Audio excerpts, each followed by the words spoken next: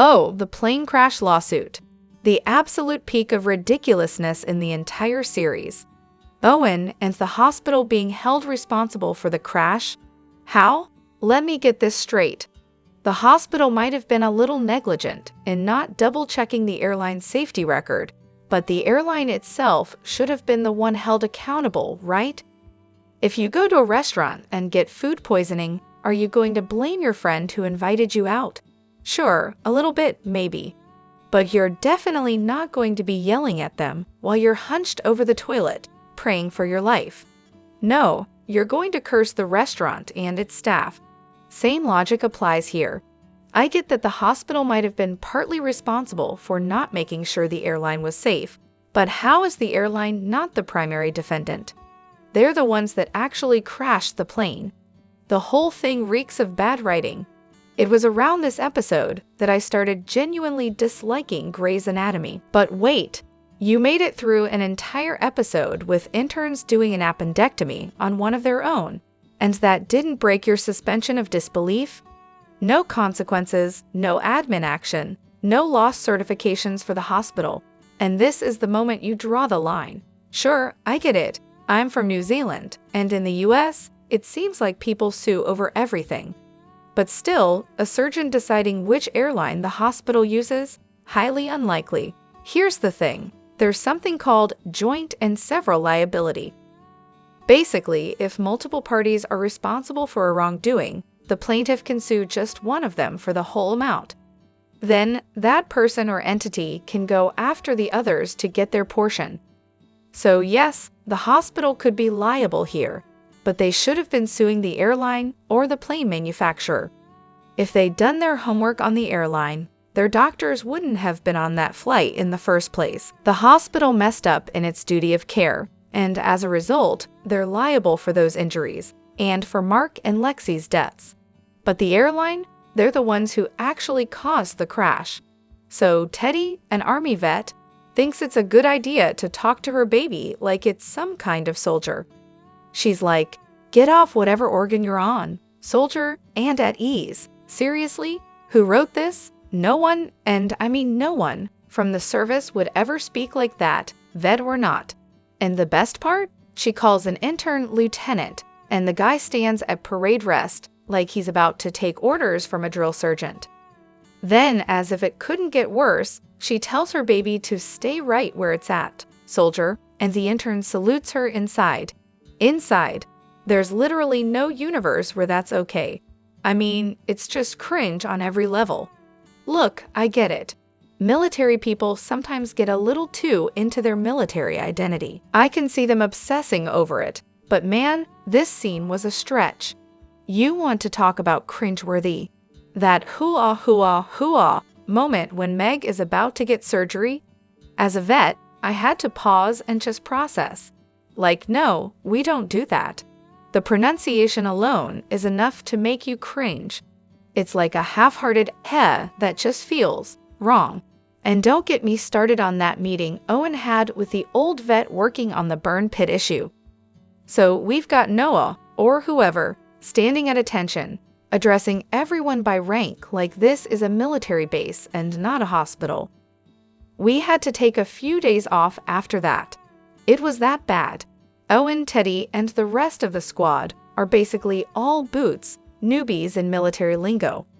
Owen's whole "I don't take orders from civilians" spiel in his first episode. I was ready to smack him through the screen.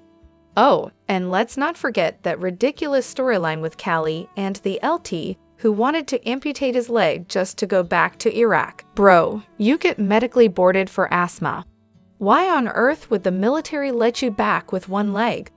I get it, the writers love the military, but the way they write it is just bad. Alex and Gary Clark. Alex, walking up to Gary Clark, casually says with a deadpan expression, "Yeah, no big deal. Just gonna stand here and, stare at you for a sec, dude." Cue getting shot. Because why wouldn't you casually approach an armed psychopath in a hospital like it's an everyday occurrence? Classic Alex, Christina, George, and Izzy after the abortion. After Christina's emotional meltdown, George and Izzy are standing there like deer caught in headlights, unsure whether to comfort her or dial 911 for themselves. George, bless his heart, gingerly reaches out to offer Christina a tissue like that'll solve everything. He's all slow motion with it, trying to be as delicate as possible, like he's handing over a priceless artifact. Then, in a totally calm and measured tone, Christina screams, "Somebody sedate me," and George, terrified, drops the tissue, which floats down in the most tragic yet hilarious way. It's like the universe just decided, yeah, no, let's just make this moment even more awkward. You know, because that's exactly what someone who's crying nonstop needs, to be sedated and to watch a tissue fall in slow motion. Spoiler alert. Why is it that every time Meredith gets a new sister, they just have to introduce themselves in the middle of a trauma? Like, come on. Maggie, for example, tries to have a conversation while they're literally on a helipad, with a helicopter spinning out of control. Talk about bad timing. And then there's Lexi bursting into Meredith's life while they're rushing a guy from the ambulance to the ER. Because, sure, that's when you want to tell someone you're their sister, right? In the middle of chaos, when you can't even hear yourself think. Seriously, you'd think they'd wait for a moment of calm. But nope, let's just throw Meredith into the storm of trauma on top of the actual trauma she's already dealing with. It's honestly kind of funny how eager they were to make their grand entrance. Okay, Maggie's was at least a bit more tactful. Like, hi, I'm Maggie. We're about to save this patient together, so you should probably know my name. Fine, that's at least somewhat reasonable. But Lexi? Lexi just bursts through the ER doors with a dramatic, "I'm your sister." As if Meredith wasn't already dealing with a million things at once. I absolutely melt every time I watch that first episode where Derek wakes up at Meredith's place. I know, his character kinda loses its charm later on, but that first season, seriously, peak Derek. I'm not even gonna lie, Jackson's up there for me too. And then there's Riggs, Link, and of course, Sloane. Purely based on looks though, Link is my guy. The dude is just unreasonably handsome, no contest. But in terms of both looks and personality, Mark Sloane takes the crown, hands down. Every single scene is better with him in it. Honestly, ever since he left, the show hasn't even come close to being as entertaining. It just wasn't the same without him. What if Richard Webber had married Ellis Gray? Would it have lessened Meredith's childhood trauma? I've been thinking about it. Richard always had this fatherly vibe towards Meredith, and if they'd ended up together, maybe she would have seen him as a true father figure. That could have changed things for her, right? There's that episode, State of Love and Trust, Season 6, Episode 13, where it touches on this. I watched it, and honestly, it was a bit weird and boring. But the idea of Richard and Ellis being together is an interesting thought. If they had married, maybe they would have raised both Maggie and Meredith together. Who knows? Still, I wonder if Meredith would have really had less trauma. I can't see Richard and Ellis having a smooth, picture-perfect marriage.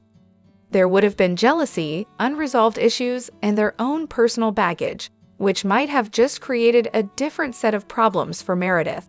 Ah, yes, Season 6, Episode 13, the infamous wake up on the table moment, where a patient literally comes to with her insides hanging out and starts freaking out in the most dramatic way possible. Now I get it, she was probably terrified, but wow was she irritating. I mean, the melodrama, the paranoia, the whole "don't touch me" routine, really? On Grey's Anatomy, we've seen our fair share of dramatic, over-the-top patients, but this one was next level. Here's the thing. I get that the situation was a trauma for her, but the way she came at Bailey, who, mind you, is a highly respected surgeon, just felt excessive. Like, if I were in her shoes, I'd be panicking too, but to turn that into outright hostility, after presumably building some kind of rapport with Bailey, Simone, that was a little much. And then Bailey's response, calmly but firmly handling this wild outburst. It was almost like watching a tough love moment, that just felt exhausting. The whole interaction was a bizarre combination of emotional overload and professional grace, and frankly, I'm not sure it worked. Now, would a patient really lash out like that in real life?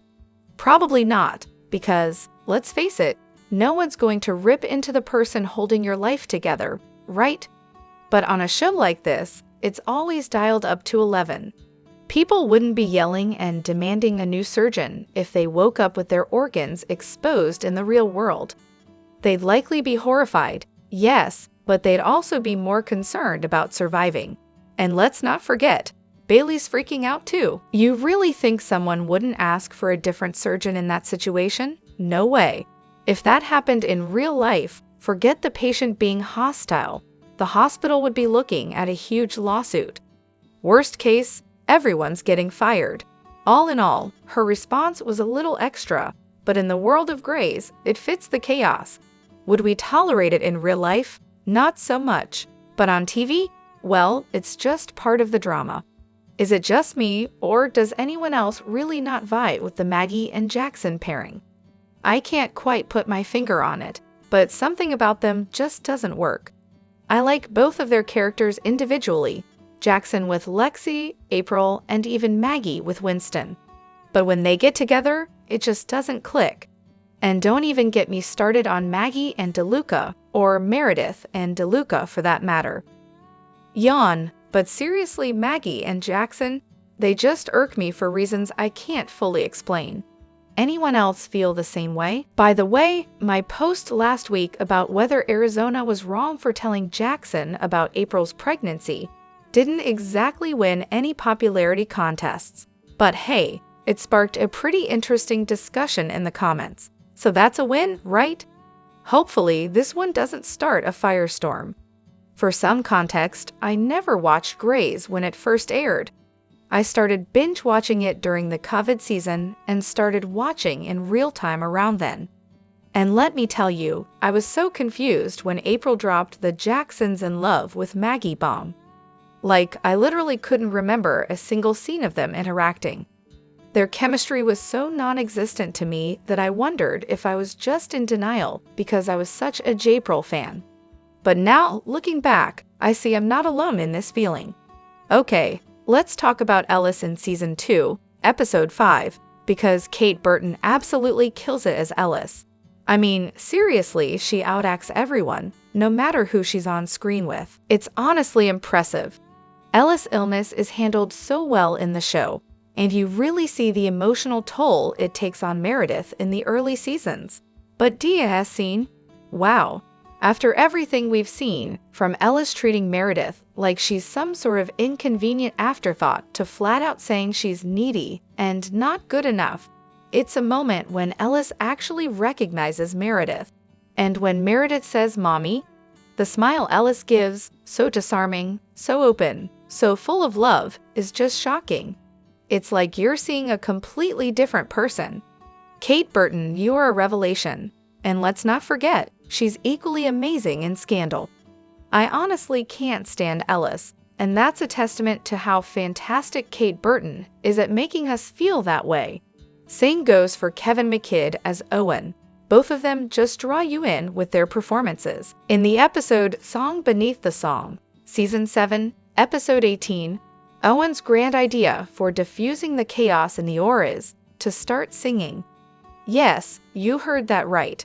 As the doctors are bickering about how to treat Callie, Owen suddenly belts out, "Calm down and get straight."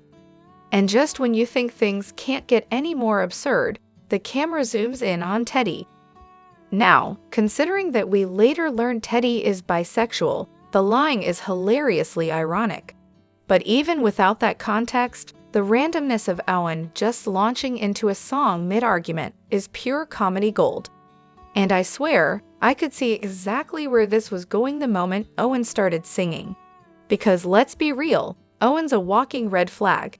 He's always trying to control his relationships, whether it's demanding his partners follow his orders in the OR, "I am your superior, do as you are commanded," or expecting them to pop out babies for him. Except when Emma wanted to give him babies, and then it was a hard pass. By the end of it all, he's just exhausting. It's like watching a walking, talking, emotional labor machine. Let's talk about this week's episode. Honestly, no Talon makes it great. Jules, classic Grey's intern move, completely unprofessional and crossing boundaries. At this point, it's practically a rite of passage for interns. On the flip side, I do appreciate Winston trying to stay professional, but let's see how long that lasts. The ship has potential, but the glaring issue? The power imbalance. Always fun. Now, on to Blue and Bailey. Hilarious. I mean, come on, who doesn't love a good subplot that doesn't take itself too seriously? Meanwhile, Joe and Link loved their little storyline. They've got great chemistry, and the medical stuff was solid. But seriously, planning a wedding in 4 days? A bit insane, even for Greys. And based on the promo, they have neither a best man nor a maid of honor. Like, what are they doing? We're missing out on a classic wedding planning montage. Of course, we all know Grey's weddings are cursed. Joe's probably going to go into labor during the wedding. And hey, Levi's coming back, and Link's mom is showing up. Who else? Probably more chaos. I'm guessing this spells trouble for Lucas and Simone. Honestly, Lucas deserves better. It's not right for Simone to dump all her trauma on him. I'm calling it, they're breaking up. Now, the best part of the episode, Monmelia. Amelia's had such a good season, and this plot is a win. The build-up with Monica has been fantastic. Honestly, Monica's basically Amelia's personal cheerleader, and it's adorable. I appreciate the slow burn here. It's actually nice that the writers aren't rushing them, unlike some of her past relationships. Plus, Amelia totally got to show off her surgical skills. Love that. The little girl in the storyline is cute, but I'm not feeling great about her chances. The promo doesn't look promising. I'm nervous this is setting Amelia up for a relapse, and I really don't want to go there. Still, I'm cautiously optimistic if they can nail this final arc. Honestly, I think the weird pacing of character appearances, thanks to actors' costs, has actually worked in the show's favor. While I'm not 100% sold on Jules and Ndugu, I love the idea of a will they, won't they mentor-mentee dynamic, a couple on the rocks, and a slow-burn romance. It's way more interesting than the domestic drama of well-established couples, which I'm kind of over. As for Simone's trauma, while I do think it's a lot to throw on Lucas, I also don't think it's selfish for her to be honest about it. Vulnerability is key in a healthy relationship, and it's kind of impossible to have one without it.